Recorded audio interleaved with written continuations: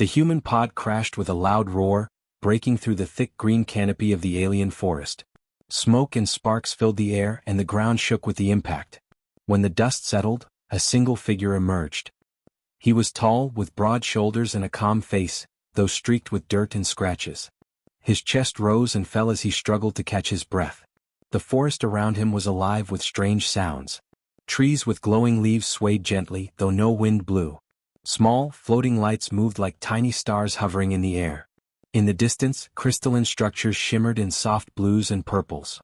The human looked around, taking in the beauty and strangeness of this world, but he knew he had to move. He needed help.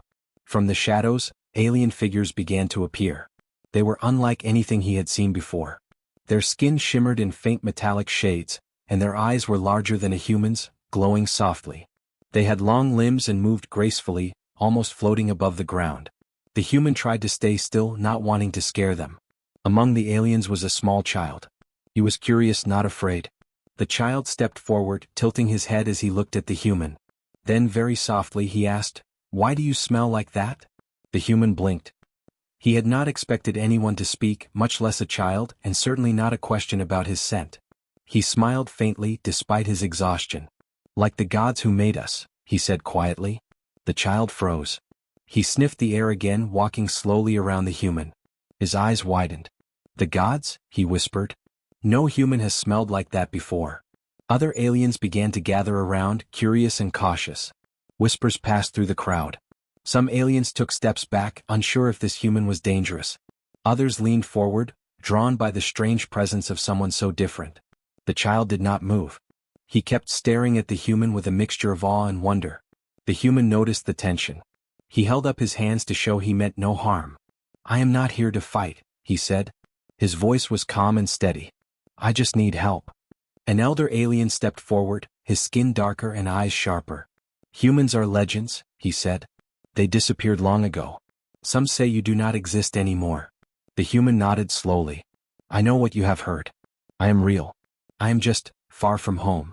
The child tugged gently at the human's sleeve. "You are not like us," he said almost to himself. "You smell different. Like power, like life, like creation." The human knelt down to meet the child's gaze. "I have lived among the stars," he said softly. "I have seen many worlds, but some sense, some feelings, they never leave you. That is why I smell like this." The child studied him for a long moment. Then he smiled, small and shy. "Will you stay?" he asked. "Will you show us?" The human looked at the glowing forest and the crystal buildings, then at the crowd of aliens watching him. "I will stay," he said, "but only to help." The crowd murmured. Some were curious, some wary, but none could deny the quiet authority in the human's voice. The child's eyes shone with excitement. He took the human's hand and led him toward the village. The others followed slowly, still uncertain. As they walked, the human looked around at the forest. The lights hovered closer now, as if sensing his presence. The leaves of the trees rustled, though no wind moved them. He felt a strange calm settle over him, a sense that this place was more alive than any world he had ever known. The child ran ahead, stopping to point at a strange flower glowing like liquid gold. "Do you see it?" he asked. "Everything here is alive, everything has a story." The human knelt and touched the flower gently. "Yes," he said. "And every story matters." The village came into view, built into the crystal spires rising above the forest floor. The elders watched from a distance, still unsure. Children peeked curiously from behind the walls. The human stood tall and brushed the dust from his clothes. He did not know what would happen next, but he knew that the child's curiosity had opened a door, one that could change everything on this strange, beautiful planet. The child tugged his hand again. "Come," he said. "I will show you." The human smiled. "Lead the way," he replied. As they entered the village together, the air seemed to hum softly, as if the forest itself was welcoming him. And though the humans were long thought gone, in that moment he felt something he had not felt in a long time. A connection to life beyond his own world, and the quiet promise that even legends could return. The human walked through the village with the child at his side. The streets were narrow and glowing, made of translucent crystal that reflected the soft lights of the forest. The villagers watched them carefully from the windows and balconies. Many whispered to each other, their voices a mixture of curiosity and fear. Humans were supposed to be gone from the universe, stories told only to scare children or teach lessons. And now one was here, alive, smelling like something impossible. The child looked up at him, eyes wide with wonder. "Why do you smell like that?" he asked again, his voice quiet, almost afraid someone might hear. The human smiled faintly. "I told you," he said. "Like the gods who made you. That scent is not something you forget. It stays with you even across worlds." The child nodded slowly. He seemed to understand more than the others could. "Then you must be important," he said almost to himself. An elder appeared at the entrance of a tall crystal building. His skin was darker than the others, his eyes sharp and bright. He stepped forward slowly, studying the human with suspicion. "You are not welcome here," the elder said. His voice was low but firm. "Humans are gone. They left this universe long ago. We are safe without them." The human raised his hands calmly. "I mean no harm," he said. "I only need help. My ship crashed. I am far from home." The elder shook his head. "We cannot trust a creature we thought was a legend. How do we know you are not dangerous?" The child stepped forward, placing a small hand on the human's arm. "He is not dangerous," the child said. "He is different. He smells like life, like power, like creation. He is not like us, but he is not like the monsters either." The elder's eyes narrowed. He looked at the human carefully, studying every movement. The human did not flinch or show fear. There was something about his calm, steady presence that made the elder pause. He had never seen anyone who could remain so composed in a world so strange. "You will stay here," the elder said finally. "But only under watch. Any threat and you will face the consequences." The human nodded. "I understand," he said. The child smiled and tugged at his hand. "Come," he said. "I will show you where we live. You will like it here." They walked through the village, the human noticing small things he had never seen before. The buildings were alive with light, glowing softly like the trees outside. Strange creatures scurried along the ground, their movements quick and graceful. Birds with translucent wings flew overhead, leaving trails of color in the air. The human watched quietly, taking everything in, careful not to disturb anything. The villagers were wary but curious. Some watched from a distance, hidden behind crystal walls. Others lingered nearby, unable to resist the pull of something unknown and fascinating. Children peeked from corners, giggling quietly. The human smiled faintly at them but did not approach. He knew that trust would take time. As they walked, a warning sound echoed from the edge of the village. A low, growling noise that made the air vibrate. The human's eyes narrowed. He could feel the movement before he saw it, a predator, large and fast, coming through the forest. Its skin was dark and rough, its eyes glowing red. The villagers froze, unsure what to do. The child looked up at him. "What is that?" he asked, his small hand clutching the human's sleeve. The human crouched slightly, observing the creature carefully. "It's a predator," he said quietly. "But I can handle it. Stay behind me." The creature leapt into the clearing, its claws scraping the crystal streets. The villagers gasped and some ran for cover. The human moved quickly, using the environment to his advantage. He dodged the creature's attacks, luring it into traps made from fallen branches and crystal debris. He did not fight with brute strength but with intelligence and quick thinking. The child watched, eyes wide. "He is amazing," the child whispered. "He is like the gods." Finally, the predator stumbled into a narrow passage where it could not move freely. The human used a piece of glowing crystal to block its path, forcing it to retreat back into the forest. The village erupted in quiet cheers, still cautious but relieved. The elder approached again, his face a mixture of awe and worry. "You are different," he said. "No human should be able to do that. You are powerful in ways we do not understand." The human stood straight, brushing dust from his clothes. "I am not a god," he said. "I am just human. We survive. We adapt. We think. That is all." The child beamed. "That is enough," he said. "That is why you smell like the gods. You are not them, but you are like them in what you do." The elder did not reply, but he watched the human closely. There was something about him that could not be ignored.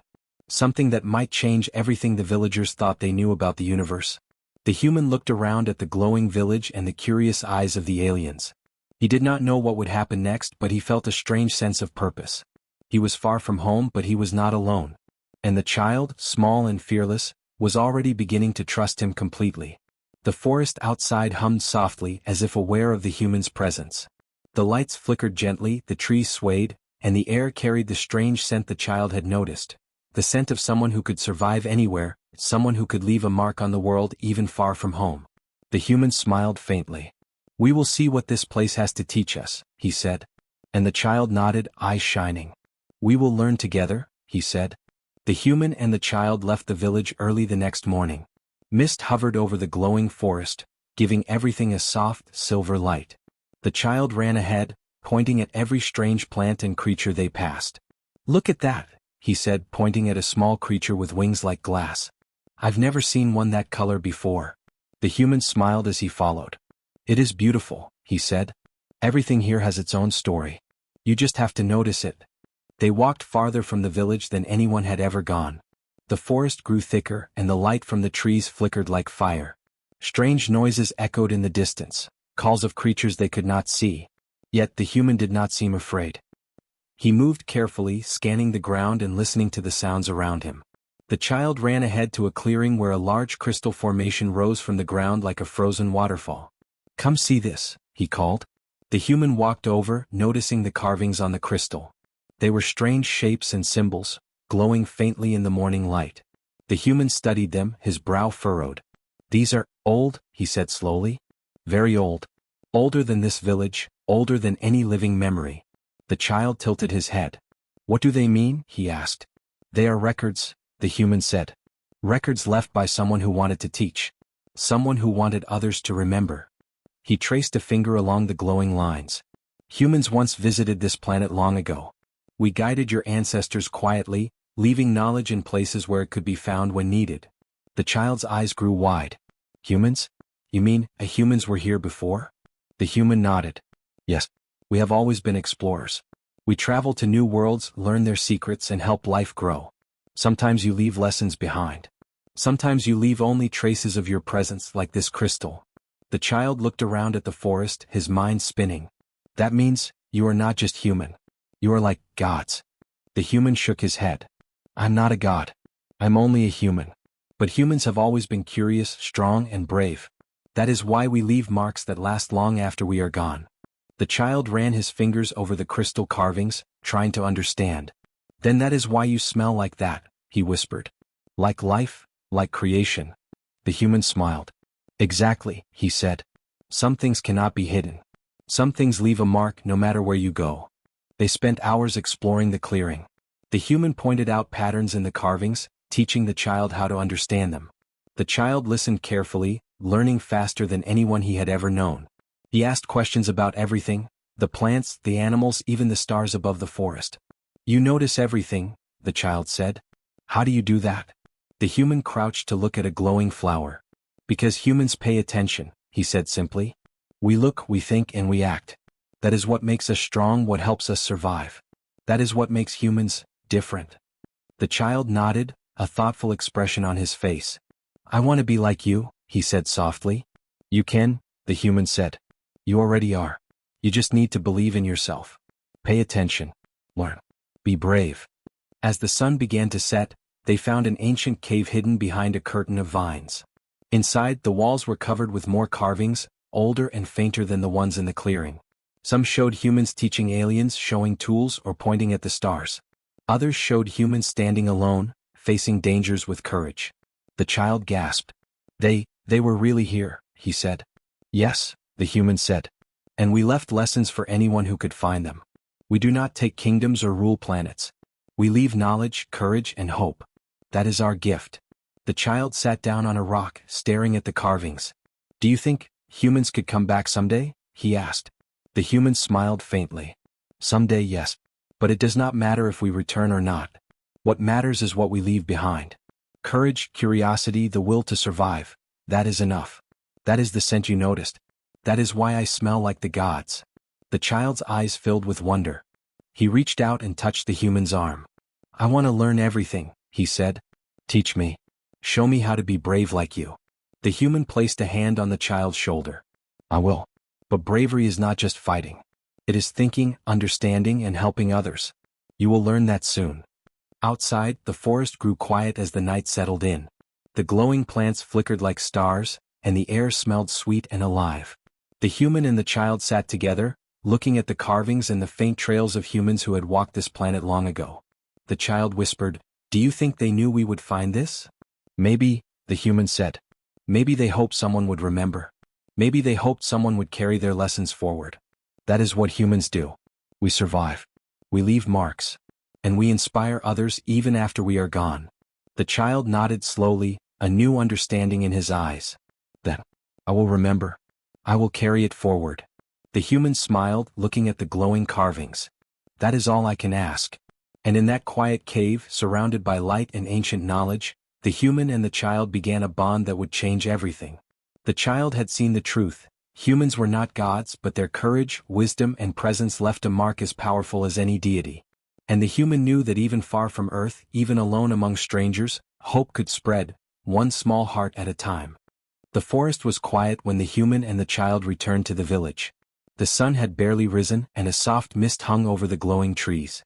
The villagers had noticed their absence and were waiting anxiously. Whispers ran through the crystal streets as the two approached. Many eyes followed them, filled with curiosity and caution. The human walked calmly, his hand resting gently on the child's shoulder. We learned a lot, he said quietly, but we must be careful. Not everything here is safe. The child's eyes widened. Do you mean, the predators? He asked. Yes, the human replied. And more. There are dangers we cannot ignore. Just then a loud roar echoed from the forest. The villagers gasped. Some ran to hide, while others grabbed simple tools to defend themselves. The human's eyes narrowed as he scanned the trees. Shadows moved between the glowing trunks, fast and silent. Several large predators were coming, drawn by the scent of humans and the commotion in the village. The child grabbed the human's sleeve. What will you do? He asked, fear in his small voice. The human knelt to the child's level. Watch carefully, he said. I will keep everyone safe. You must stay close. The predators emerged, their eyes red and sharp, claws scraping the crystal streets. They were bigger and faster than anything the human had seen before. But he did not panic. He had always faced danger with thought, not brute force. He moved with calm precision, noticing the patterns in their movement, predicting their attacks. The child gasped. He can see everything, he whispered. The human shouted, using his voice to draw the predators into the open. He kicked loose pieces of crystal and stone to make barriers. When one predator lunged, he sidestepped and guided it into a narrow passage where it could not turn. Another predator followed, and he used the same trick, trapping it. The villagers watched in awe. They had never seen anyone act so quickly and carefully. The human did not fight for strength, he fought for strategy.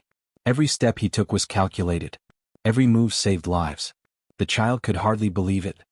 He is amazing, he whispered. He really is like the gods.